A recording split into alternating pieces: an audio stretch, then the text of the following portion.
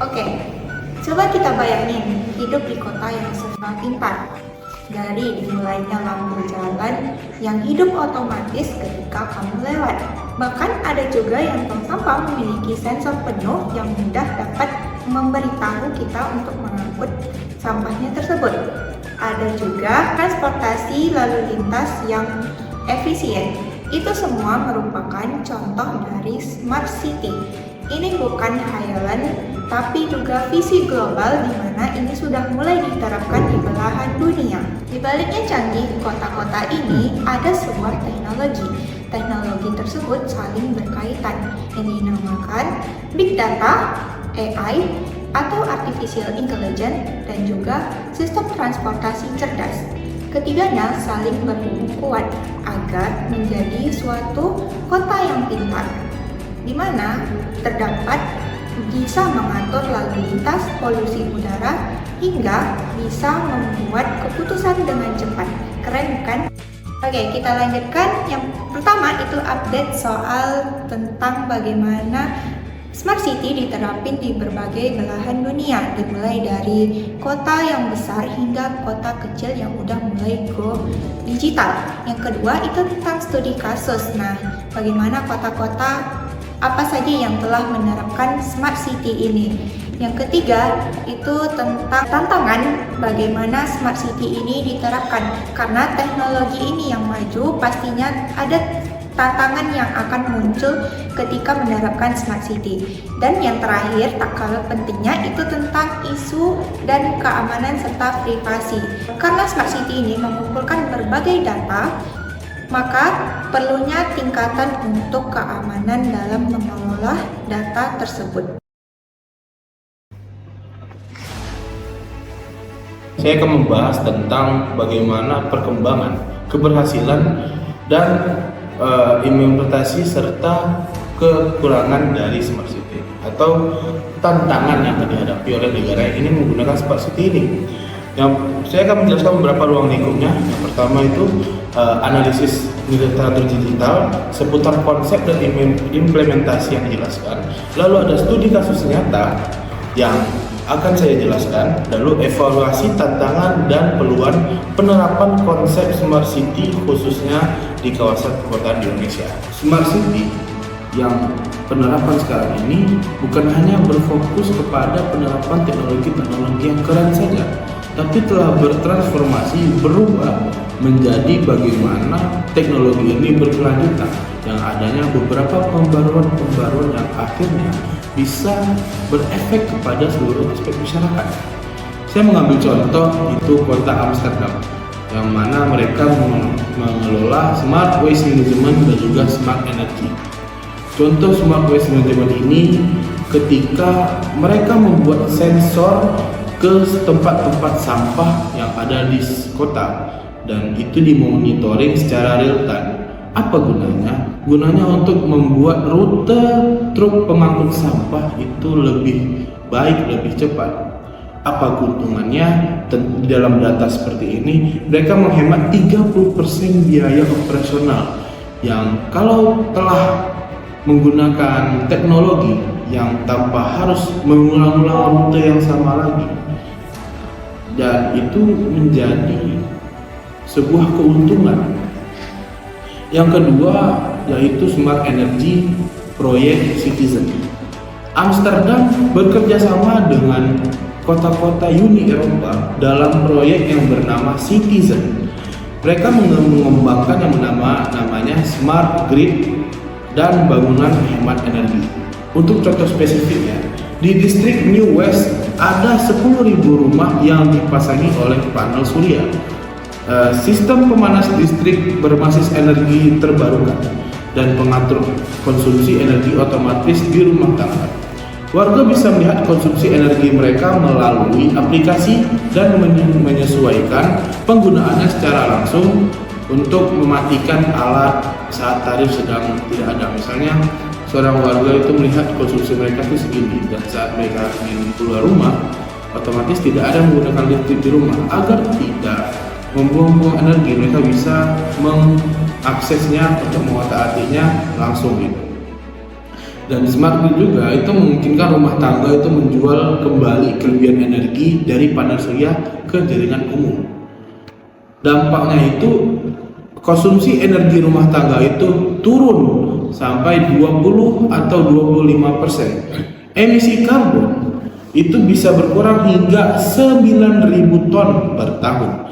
Dan biaya listrik keluarga itu juga turun sekitar 200 euro per tahun. Ini merupakan sebuah keuntungan yang luar biasa bagi masyarakat langsung. Itu hanya contoh kecilnya. Contoh kota selanjutnya kita mengambil kota Seoul yang ada di Korea Selatan. Mereka telah mengembangkan platform keterlibatan untuk warganya. Sebagai contoh, M-Voting. Pemerintah mengeluarkan aplikasi atau platform yang bernama M-Voting. Yang gunanya apa? Untuk memungkinkan seluruh warga di sana bisa memberikan voting atau pendapat mereka langsung kepada pemerintah. Contoh datanya kita bisa lihat di sini, yaitu pada tahun 2016 warga diminta memilih lokasi pembangunan taman kota baru. Hasil voting menunjukkan mayoritas memilih area Gangseo karena minim ruang hijau. Lalu sesuai pemilihan tersebut, pemerintah membangun taman sesuai suara terbanyak.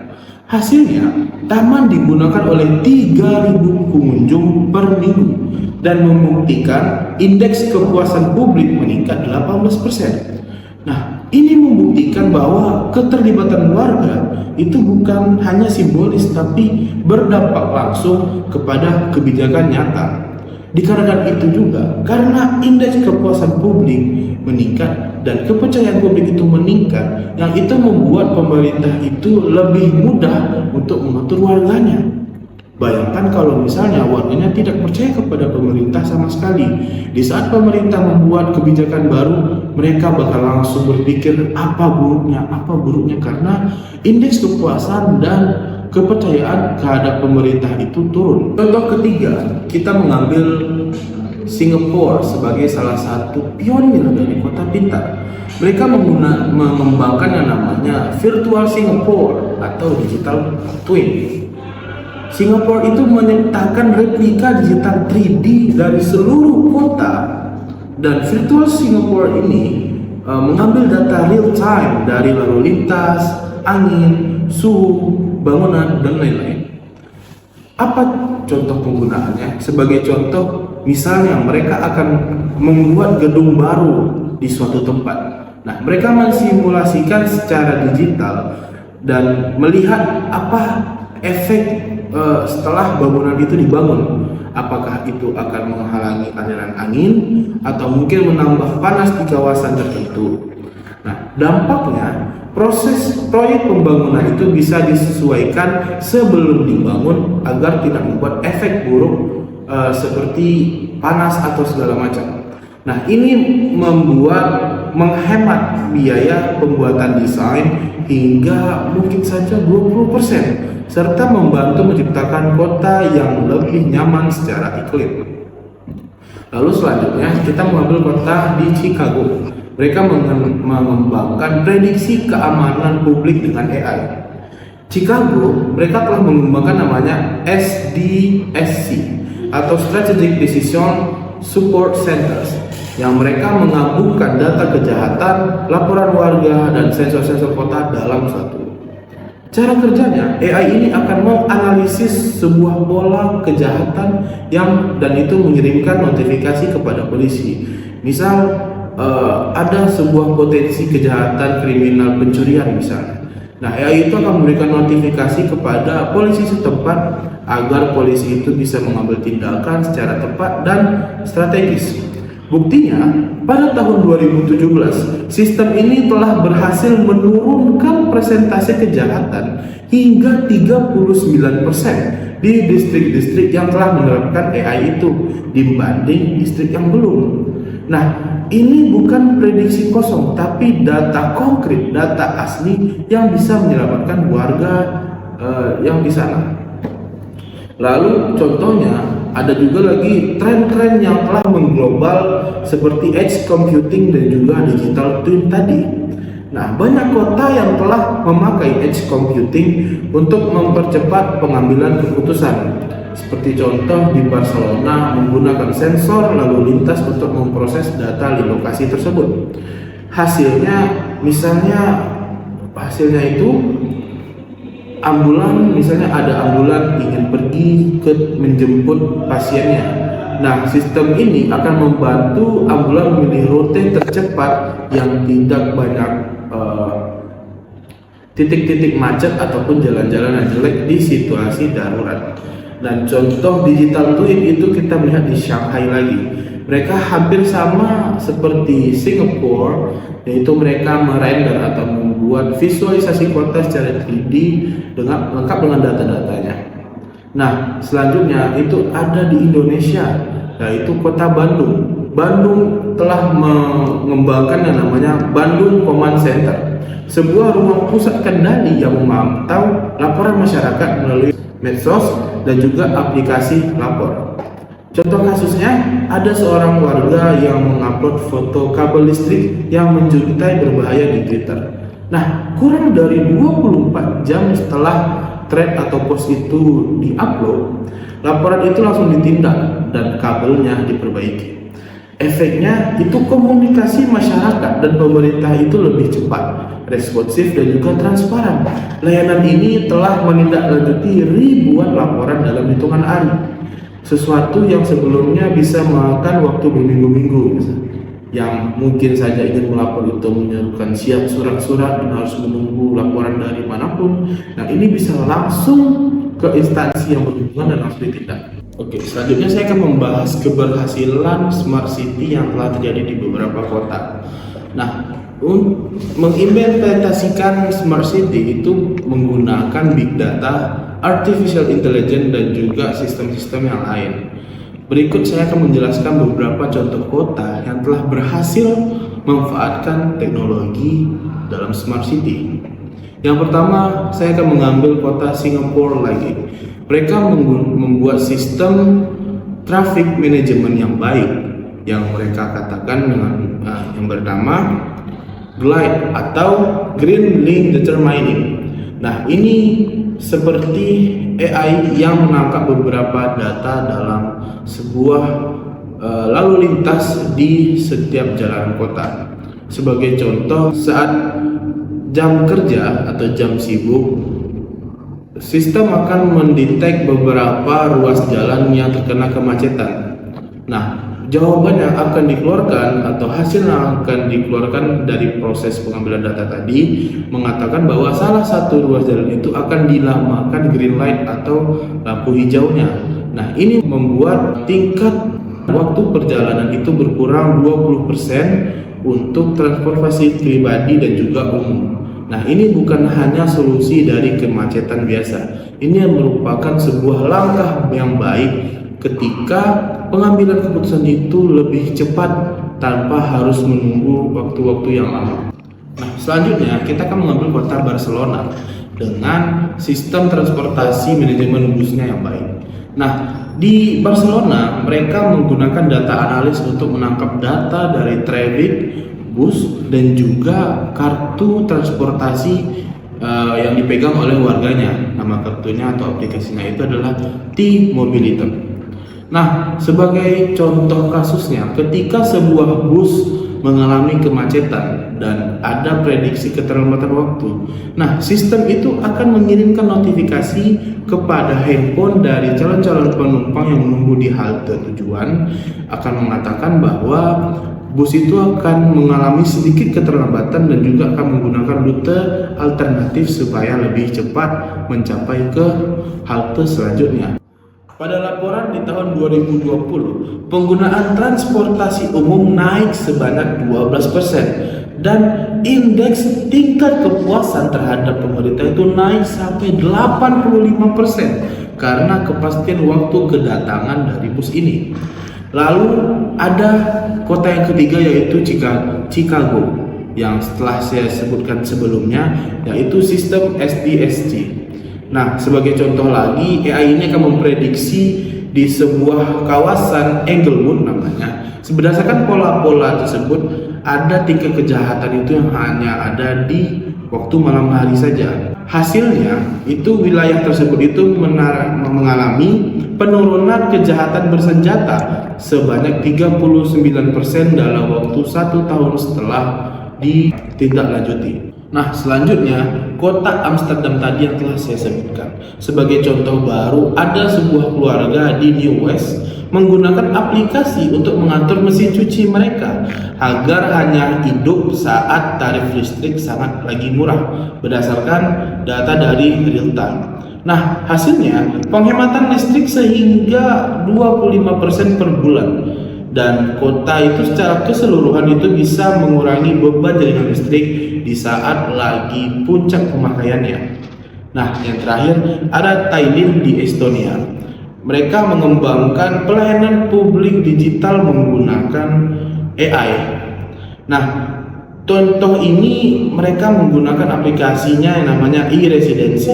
Warga itu bisa mengakses layanan administrasi seperti pajak, perizinan, atau mungkin konsultasi pelayanan publik yang biasa itu tanpa harus datang ke kantor. Mereka bisa mengakses chatbot AI-nya untuk menjawab pertanyaan-pertanyaan yang biasa ditanyakan. Nah, sejak tahun 2000-an, Tallinn telah mengalihkan hampir seluruh pelayanan publik itu menggunakan jaringan atau online. Nah, sebagai contohnya, misalnya kita ingin membuat sebuah perusahaan. Nah, kita hanya perlu mengisi form online dan memberikan data-data seperti kartu identitas secara digital dan lain-lain. Nah, proses ini bisa hanya memakan waktu mungkin hanya 30 menitan tanpa harus datang ke kantor. Bayangkan jika kita harus datang ke kantor, prosesnya itu bisa mungkin 3 harian atau 4 harian. Dan di wilayah tadi itu lebih dari 99% layanan publiknya itu diakses secara online.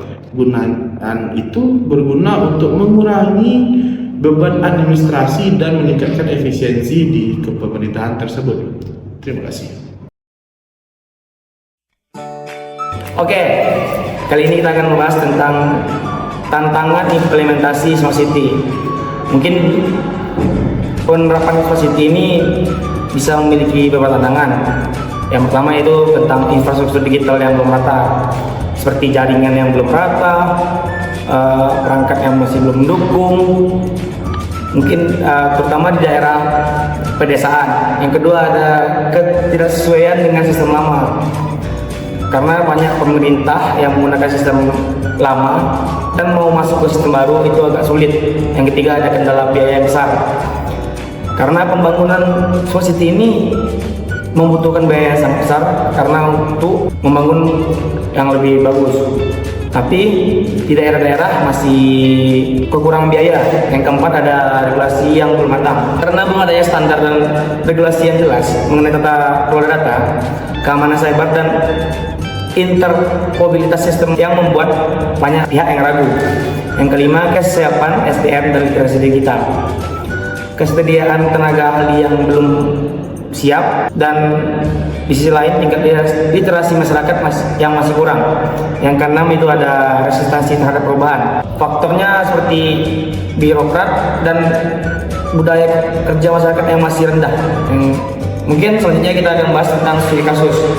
Contohnya itu di Jakarta, seperti proyek Jakarta Smart City yang menghadapi beberapa kendala dalam integrasi antar literasi dan keterbatasan SDM. Hal ini menunjukkan bahwa bahkan ibu kota sekalipun mengimplementasikan Smart City pun masih memerlukan perbaikan di berbagai aspek. Kalau mungkin berbicara tentang solusi, ada beberapa solusi. Yang pertama itu pembangunan infrastruktur digital secara bertahap.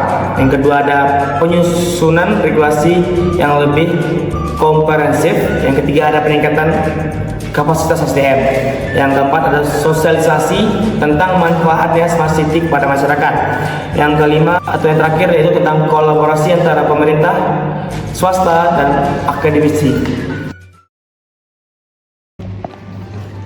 Keamanan dan privasi dalam Smart City. Smart City bergantung pada data.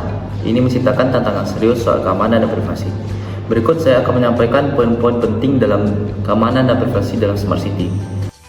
Poin pertama yaitu risiko kebocoran data pribadi. Sensor dan perangkat digital mengumpulkan banyak informasi. Jika sistem tidak aman, data bisa bocor atau disalahgunakan. Yang kedua yaitu penyalahgunaan data. Data bisa digunakan untuk tujuan yang melanggar privasi atau hukum, terutama jika tidak ada pengawasan ketat. Yang ketiga yaitu kurangnya transparansi. Warga sering tidak tahu data apa yang dikumpulkan, siapa yang mengaksesnya, dan untuk apa digunakan. Ini bisa menurunkan kepercayaan publik. Yang keempat yaitu hak kepemilikan dan tidak jelasnya hak tersebut. Belum ada aturan tegas soal siapa yang punya kendali atas data pemerintah, perusahaan, atau warga. Yang kelima yaitu serangan cyber ke infrastruktur kota. Jika sistem transportasi atau listrik diserang, dampaknya bisa besar dan membahayakan publik. 6. Kesulitan dalam anonimisasi data. Dalam sistem yang kompleks, sulit menjamin bahwa data pribadi benar-benar anonim. Yang terakhir yaitu masalah etika pada AI. Keputusan berbasis AI bisa bias dan sulit dipertanggungjawabkan oleh undang-undang. Contoh kasus, pada tahun 2018, sistem pengawasan kota Atlanta atau AS mengalami serangan ransomware yang menyebarkan data transkripsi dan beberapa layanan publik lumpuh dalam berhari-hari. Kejadian ini menunjukkan betapa pentingnya sistem keamanan digital yang kuat dalam ekosistem Smart City.